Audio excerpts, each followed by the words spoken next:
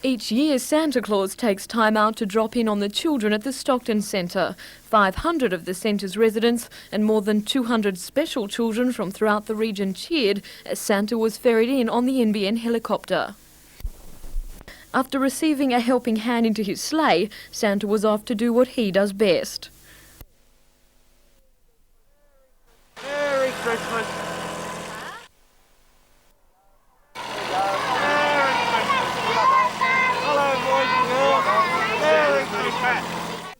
Santa's hectic schedule didn't end at Stockton. It was on to City Hall in Newcastle, where he was greeted by 120 screaming children.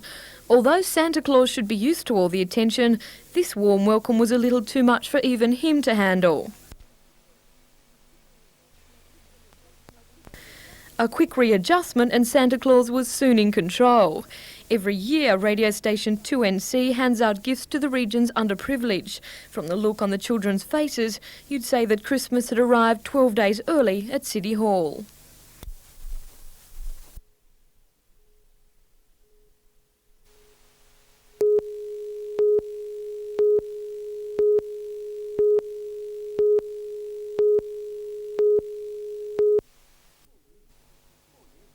Four years ago, Kathy began studying the karate discipline Wushu Do at the Jesmond Neighbourhood Centre, after realising that violence was on the increase and the need to protect herself.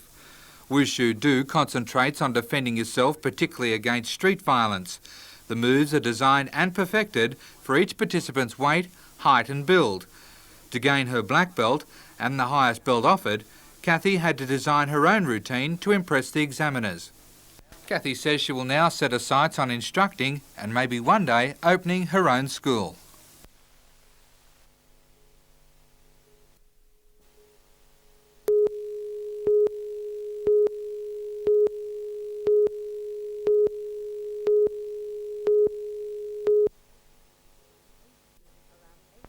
Around 80 senior citizens attend this centre every weekday. They enjoy not only good meals but also much needed companionship. Today was the chance for children of Mayfield West Primary School to share their friendship with 130 of the elderly at a Christmas party, with a performance of the Pirates of May West.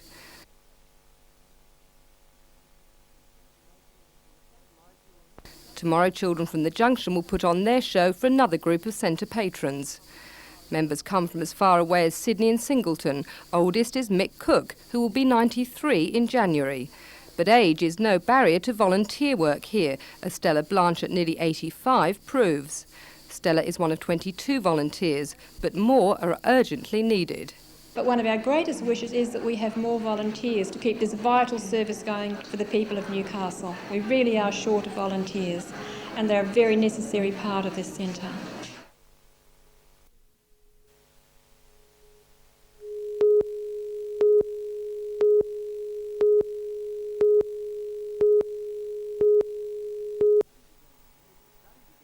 The study began in May this year, comparing nursing staff at Gosford Hospital working in a completely smoke-free environment to local hotel and bar staff. Each study subject had their breath monitored for carbon monoxide, a telltale gas given off from the lungs after inhaling tobacco smoke.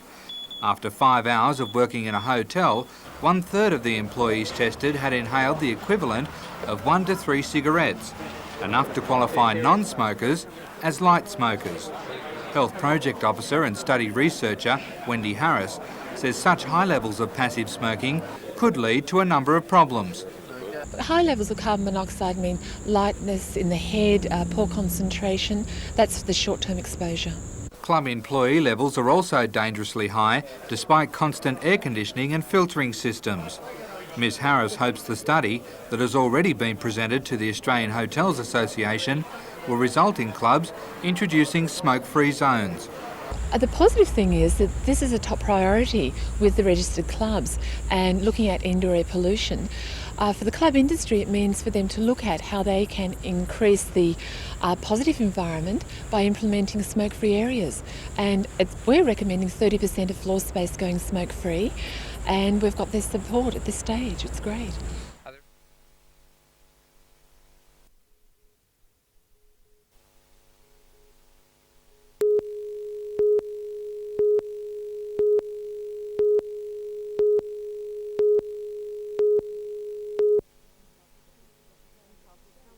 Newcastle Council got the go-ahead today to use the central business district, including Derby Street and the Junction, as a tourist precinct for trading purposes. Now shops can apply for Sunday trading, both for this year and next.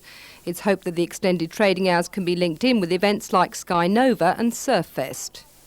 The whole idea is to instil a carnival-type atmosphere into the central business district on Sundays. Tourists and locals enjoying a leisurely walk along the foreshore can extend their walk here to the mall, where shops and cafes will be open for trading.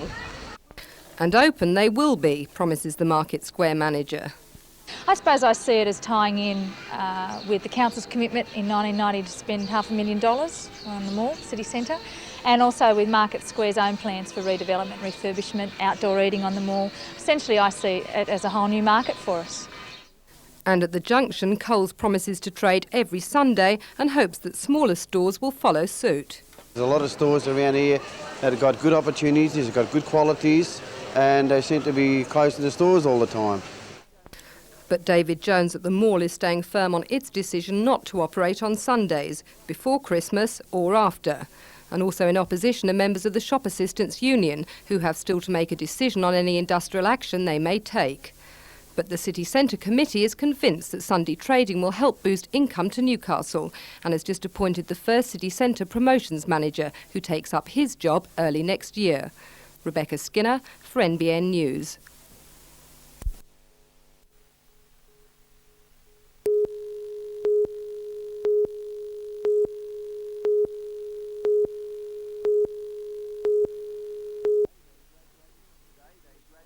Today they graduated from a 6-week job search course at Westlake Skillshare.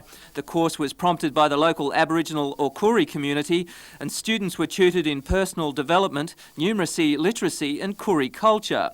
Bill Smith from the Kumatu Land Council said the barriers are slowly breaking down between black and white, and these graduates now have new skills to assimilate into the workforce. After suffering long-term unemployment, 2 of them already have jobs. Another 2 are in full-time tertiary studies. The course is planned to be rerun next year.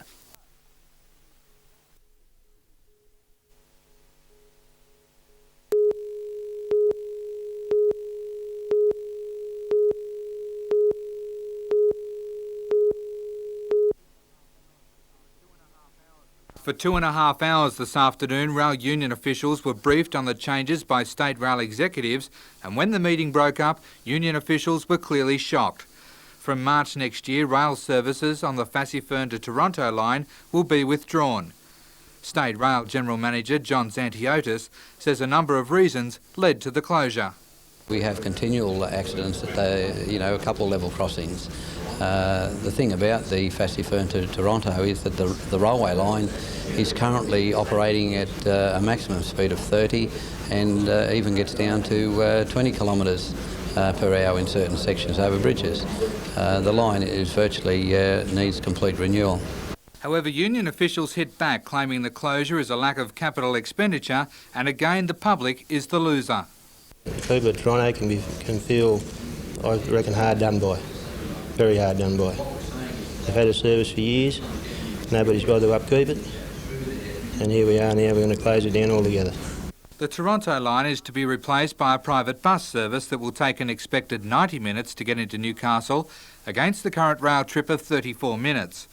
Newcastle to Fassifern and Morisset services will also be curtailed, while Newcastle to Wyong services are to be changed from half-hourly to hourly services. Engine drivers will probably be the big losers of the cutbacks. Many have just transferred from Broadmeadow for more job security, but are now faced with the prospect of job losses only months later. However, Mr Zantiotis says there will be no job losses. Australian Railways Union spokesman Mick Schmitzer says it's a little hard to believe. Without being critical of that, he's saying, righto, there'll be, if there's surplus staff after the carve-up, you have voluntary redundancy. That's losing your job in my book. I don't see where that's saving anybody's job, that's just putting more out in the dole line. One union official walked out of the meeting devastated and was on the verge of tears contemplating the effect on his members.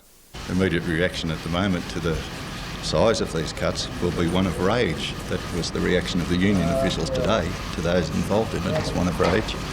the extent of them at the moment has probably had on us all a devastating impact.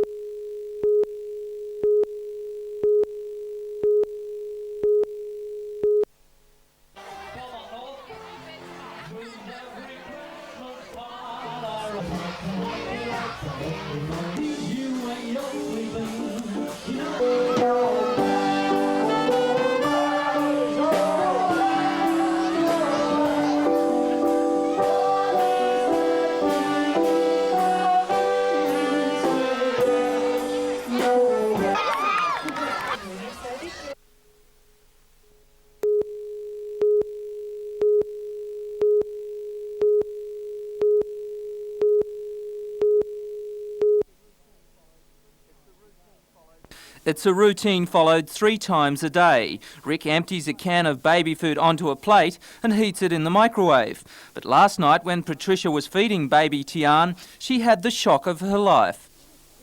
I was just given a spoonful after spoonful, and then I ended up just putting a spoonful in my mouth, and that's when I realised it was full of glass. Well, what was your reaction there? Well, Rick had just walked up the hallway and I just panicked. The baby was raced to Maitland Hospital and allowed to go home after a checkup. Tian seems well, but the Scuds feel an investigation is needed to find why glass was in the food. Rick says he can only link the problem back to the manufacturer. Pretty dangerous. You don't really expect to be feeding your baby and finding glass in a tin of food, do you? A health department spokesman said cases like this are extremely rare. He said a full inquiry would begin on Monday. Peter Ryan, NBN News.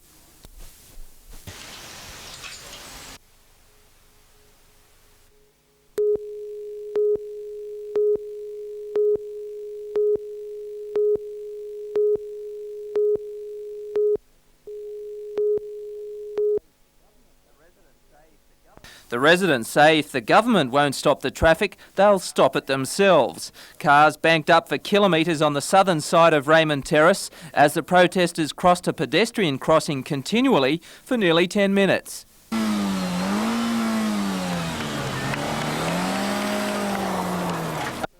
But motorists on the first day of the school holidays were less than impressed. Town needs a bypass. I think they're wasting their time, to be quite honest. They're just getting motorists upset at them. They're holding up a public highway. Now, to me, that's obstructing traffic. And if they don't want to play the game, I mean, you know, they've got to let us people through. Residents fear a proposal to build a 4-lane highway through the town will heighten a problem which already threatens the community.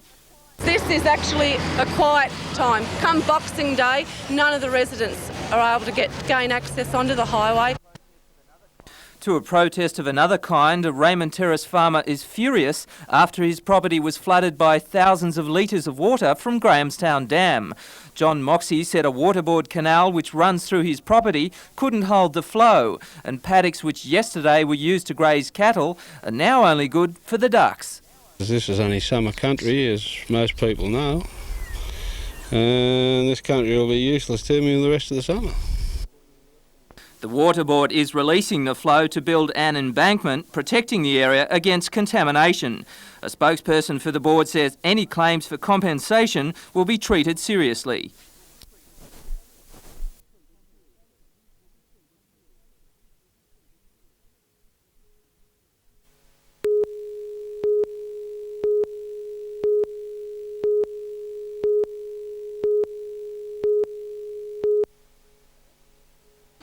Those that ventured out today found a pace rarely seen so close to the festive season. In the central business district, there was little sign of the Christmas crowds. Good news for the shopper, but not the stuff that retailers' dreams are made of. With David Jones closed, many Hunter Mall shops followed suit. Still, those that did open maintained a brave front in the face of but a trickle of dedicated shoppers. We're looking forward to probably a good day and continuing on Sunday trading as a regular event. At Charlestown Square, it was a different story, with a steady stream of shoppers making the most of the extended trading hours. I think it's good round about Christmas or holidays. How's business been today? Earlier it was pretty quiet, but it started to pick up a little bit now, yes. Was it worthwhile opening today? Oh, yes, definitely worthwhile opening. It's been a lot for the people coming in the shops, it's not as hectic. I found trade very good. And despite union rumblings, many shop assistants took Sunday trading in their stride. Oh, pay-wise, I don't mind at all. I know a lot of permanent staff weren't happy with it. I don't blame them, but for casuals, it's really good. Sunday trading also meant extra work for a certain bearded gentleman, a man with a busy schedule so close to Christmas. I'd be feeding my reindeers, make sure they're healthy, just checking on my toys, making sure I've got plenty of toys to bring them on Christmas Day. So is Sunday trading going to slow up that schedule? No, it's not. Santa's always busy, plenty of toys to make.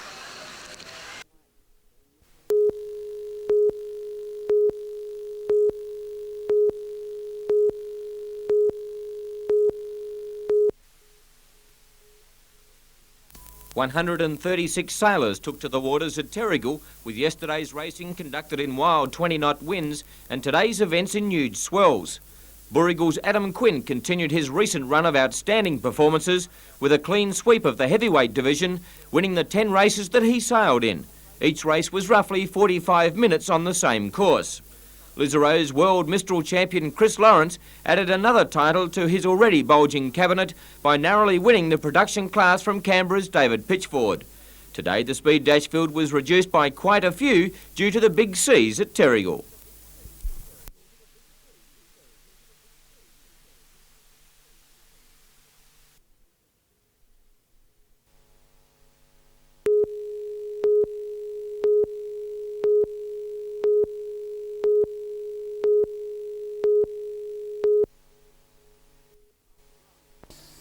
The grass at Spears Point Park was re-emerging today from the carpet of rubbish which unfortunately accompanies any big gathering.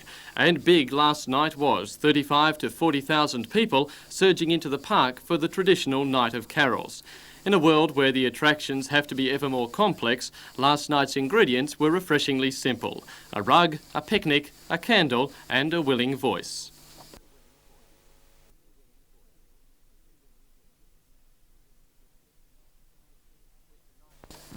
With the night sky turned upside down, the crowd was led through the songs which speak Christmas across the Western world.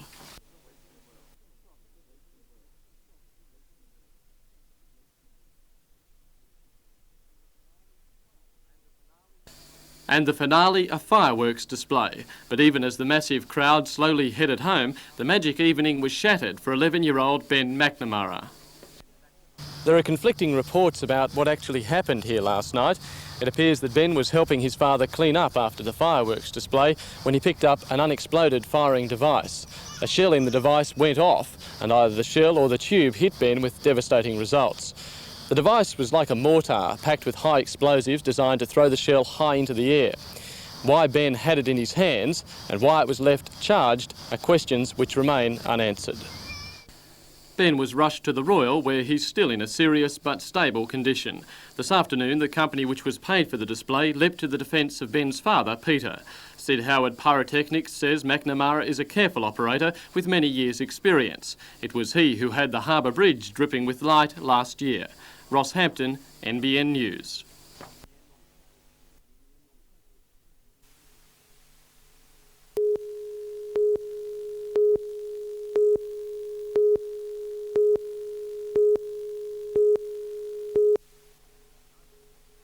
"1989 was a less than impressive season for the Australs, languishing at the bottom of the ladder for the most part of the year. It's hoped with the new injection of funds, the club will be able to develop the huge resources of untapped talent in the region. It's a commitment to the youth of this area. You know, there are 35,000 players and 27,000 kids, and BHP is supporting the families and the children of this district. BHP Roddenbar Product Division is offering a cash backing, along with coaching clinics and the option for club officials to offer steelworks apprenticeships to local players to entice them to stay in the area. It's hoped the offer of a secure job might also lure players that have left the area to go on to play for Australia to come back. The chance to build a strong youth base will also stand the club in good stead when it attempts to break into the National League next year.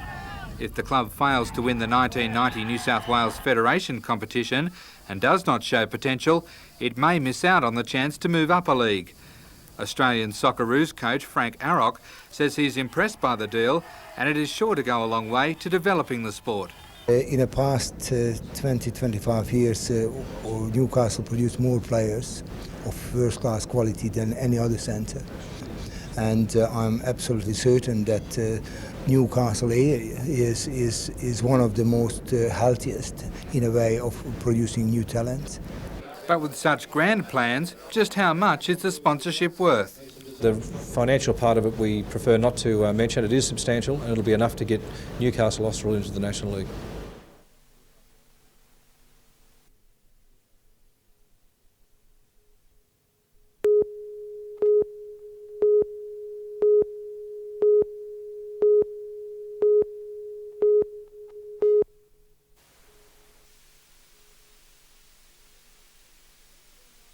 Believe it or not, this is the most popular toy in Newcastle this Christmas. All department stores in the region have sold out of Oopsie Daisy dolls. Almost as popular is Little Miss Makeup and PJ Sparkles. Santa Claus has been inundated with requests for these dolls, and it's a task he may have difficulty fulfilling if he's waited till the last minute. But a toy shortage or not, Santa Claus was back on the job again today. Keeping your teeth clean? And what about keeping your room nice and tidy? All the time? It's Mummy out there. Mummy, have these kids been good? God bless you and have a lovely Christmas, won't you? And a lovely lot of surprise on Christmas morning. Bye. If you're looking for something extravagant for the children this Christmas, look no further than this $850 miniature mansion. But if that's a little too pricey, then this does the same job for $25.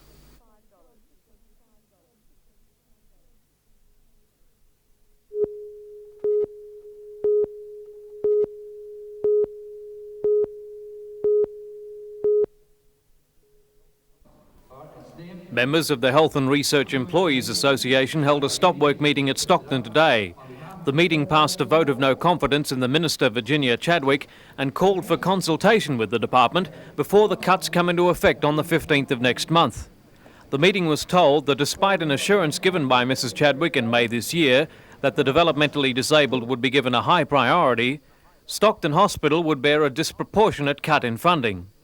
It's understood the state government wants to trim $4 million from this area statewide, with more than a quarter of that to be borne by the Stockton Centre.